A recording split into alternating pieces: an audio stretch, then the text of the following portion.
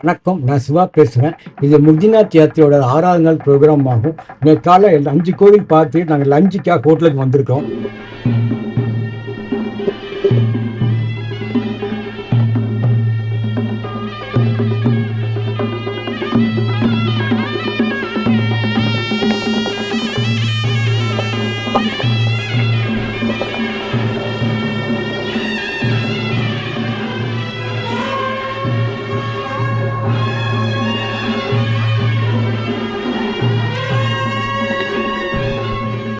இந்த hath plus ஹோட்டலில் வெறும் மீட்டிங் நடந்துகிட்டு இருந்துச்சு.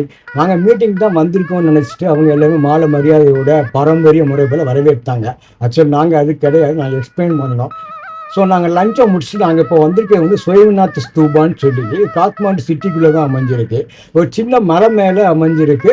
பட் ரொம்ப பார்க்க ரொம்ப அழகான இடம், பிளேஸுங்க. அது பார்க்க வேண்டிய பிளேஸுங்க. இது வந்து இந்த ஸ்தூபி பேர் சுயம்பு ஸ்தூபின்னு சொல்கிறாங்க. இது சுயமாக முளைச்சின்னு சொல்லிடுறாங்க. 1979 வந்து யுனெஸ்கோ வந்து இது வந்து பாரம்பரிய சின்னமாக அறிவிச்சிருக்கு. இது பார்த்து ரொம்ப அழகாக இருக்கிற கோவிலுங்க. இது இந்த இடத்துக்கு பேர் செம்பு மலைன்னு சொல்கிறாங்க. இது வந்து பார்த்தீங்கன்னா ஒரு மலை மேலே ஏறி தான் போகணும். இந்த மலைக்கு ஏறி ஒரு 350-400 படி இங்கே மேலே ஏறி தான் போகணும். மேலே ஏறி பார்த்தீங்கன்னா இங்கே வந்து 5 புத்தர்கள் இருக்கிறாங்க. அதுதான் இதில் பெரிய ஒரு முக்கியமான விஷயம். இதில் இந்த ஸ்தூபி வந்து புத்த யாத்திரையில மிக முக்கியமான ஸ்தூபியாகும். தீபத்திய மற்றும் தீபத்திய பௌத்தத்தை பின்பற்றவங்களுக்கு பௌத்தா சௌத்தாக்கு அடுத்தபடியாக இதுதான் ரொம்ப முக்கியமான விஷயமா கருதிட்டு இருக்கிறாங்க. இந்த ஸ்தூபியில பார்த்து நிறைய கோவில்கள் இருக்கு, சின்ன சின்ன கோவில்கள் இருக்கு. இது இந்து மதத்துக்கும் பௌத்த மதத்துக்கும் தொடர்பு நிறைய காட்டுதுங்க. எங்க பார்த்தா விநாயகர் சிலைகள் இருக்கு, வஜ்ரஹின்னு சொல்ற சரஸ்வதி சிலையும் நிறைய வச்சிருக்கிறாங்க. இது வந்து குரங்கு கோயில்னு சொல்லிட்டு இருக்காங்க. ஏன்னா குரங்குகள் வந்து நிறைய இருக்கு. இங்குள்ள குரங்குகளை புனித குரங்குகள்னு சொல்லிட்டு இருக்காங்க. யாரும் விரட்ட மாட்டேங்காங்க, அடிக்க மாட்டேங்காங்க, எதுவும் செய்ய மாட்டேங்காங்க. ஏன்னு கேட்டீங்கன்னா போய்ஸ் மஞ்சு சிறு வந்து தலைமுடிய பெரிய வளர்த்து அதில் பேன்களை வளர்த்து அந்த பேன்களை வந்து குரங்குகளாக மாற்றிருக்கிறாராம். அதனால புனித குரங்குன்னு சொல்லி அது வழிபாடும் பண்ணிக்கிட்டு இருக்கிறாங்க. நாங்கள் படிகள் வழியாக மேலே ஏறி போயிட்டு இருக்கோம். கிட்டத்தட்ட ஒரு 350-400 படி இருக்குங்க.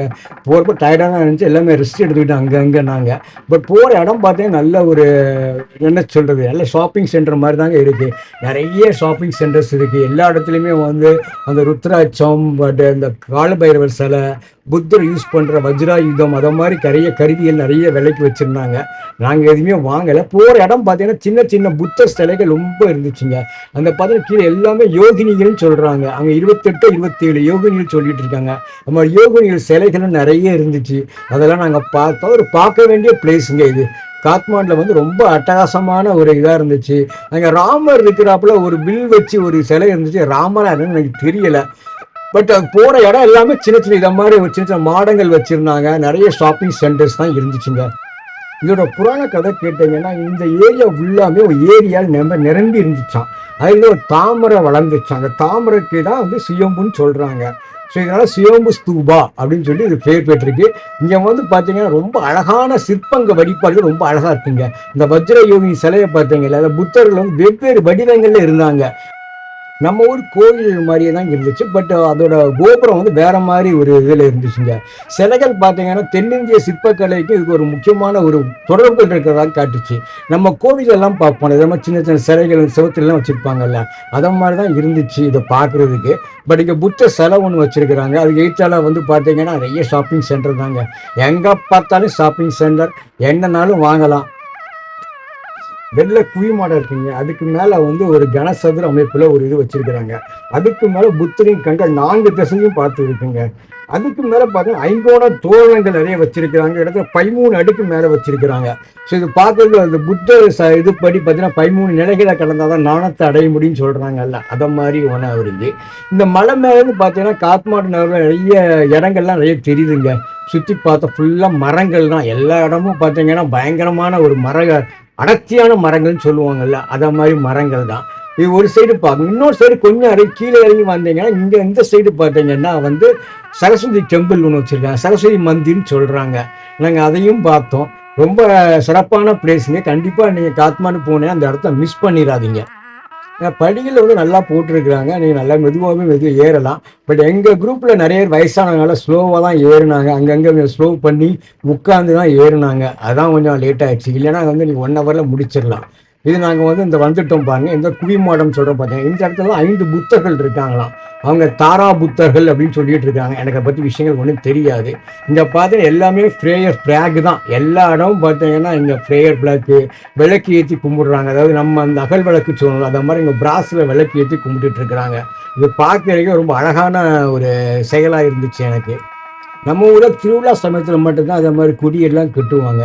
இங்கே பார்த்தா நித்தம் திருவிழா மாதிரி தான். எல்லா இடம் பார்த்தீங்கன்னா கொடியல் தான். இந்த வெள்ளையா தெரியுது பார்த்தீங்களா குவிமாடம், அது எல்லாமே புத்தகர் சிலைகள் இருக்குது உள்ளே இருக்குது அப்படின்னு சொல்லிட்டு இருக்காங்க. அதை ரகசிய கோவில் அப்படின்னு சொல்லிட்டு இருக்காங்க. உள்ளே வந்து யாரும் போக மாட்டாங்க போல தெரியுது.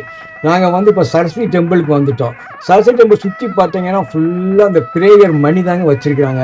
சின்ன குழந்தைங்களிருந்து பெரியவங்க வர வரிசையாக அதை சொல்லிகிட்டே போகிறாங்க. ஓம் மணி பத்மேகம் அப்படின்னு சொல்லிகிட்டே போகிறப்போ வந்து உங்களுக்கு எல்லா மந்திரங்களையும் சொல்லி கடவுள் உங்களுக்கு ஆசீர்வாதம் பண்ணுறதாக அர்த்தம் தான். இங்கே பார்த்தீங்கன்னா அவ்வளோ பிராஸில் வச்சுருக்கிறாங்க.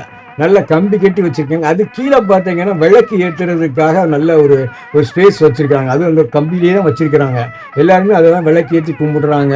இதுக்கு பின்ன சைடு பார்த்தா தான் சரஸ்வதி டெம்பிள், அதுவும் காமிக்கிறோம் பாருங்கள். ரொம்ப அட்டகாசமான கோயில். சின்ன டெம்பிள் தான் இருந்துச்சு. இந்த 2 சைடு பார்த்தீங்கன்னா எல்லா இடத்துலையுமே சிங்க முகங்களோட இதுதான் இருந்துச்சு. சிங்க சிற்பங்கள் இருக்குல்ல, இதுதான். இப்போ நான் சரஸ்வதி கோயிலுக்கு வந்துட்டோம். இங்கே பார்த்தீங்கன்னா தங்க முலாம் பசப்பட்ட பிரேயர் மணி நிறைய இருந்துச்சுங்க. சுற்றிக்கிட்டே நாங்கள் வந்தோம். உள்ளே சரஸ்வதி டெம்பிள் உள்ள நுழைகிறோம். இங்கே சரஸ்வதி தேவிய வஜ்ர யோகினியில் ஒரு யோகினின்னு சொல்லிட்டு இருக்கிறாங்க. இது சரஸ்வதி சிலை வந்து நம்ம இது மாதிரியே தான் இருக்குது. வீணை வச்சு வாசிக்கிறாப்புல இருக்குது. இதுதாங்க அந்த சரஸ்வதி டெம்பிளோட மாடங்கள் பார்த்தீங்கன்னா மர வேலைப்பாடு சொந்தது. சின்னது தான் இருக்கும். அங்கே ஒரு சாது வந்து பூஜை பண்ணிட்டு இருக்காரு. இந்த உள்ள காமிக்கிற பாரு, இந்த சைடு விநாயகர் சிலை, இந்த சைடு ஒரு யாழ் சிலை மாதிரி இருக்குது. பட் சரியாக தெரியல எனக்கு. உள்ள வந்து சரஸ்வதி வீணை வச்சிருக்காப்புல இருக்குது பார்த்தீங்களா, அதுதான். இதை வந்து யோகினியில் ஒரு யோகினின்னு சொல்லிக்கிட்டு இருக்கிறாங்க. அவங்க எல்லாருமே மக்கள் விளக்கு எடுத்து வைக்கிறாங்க.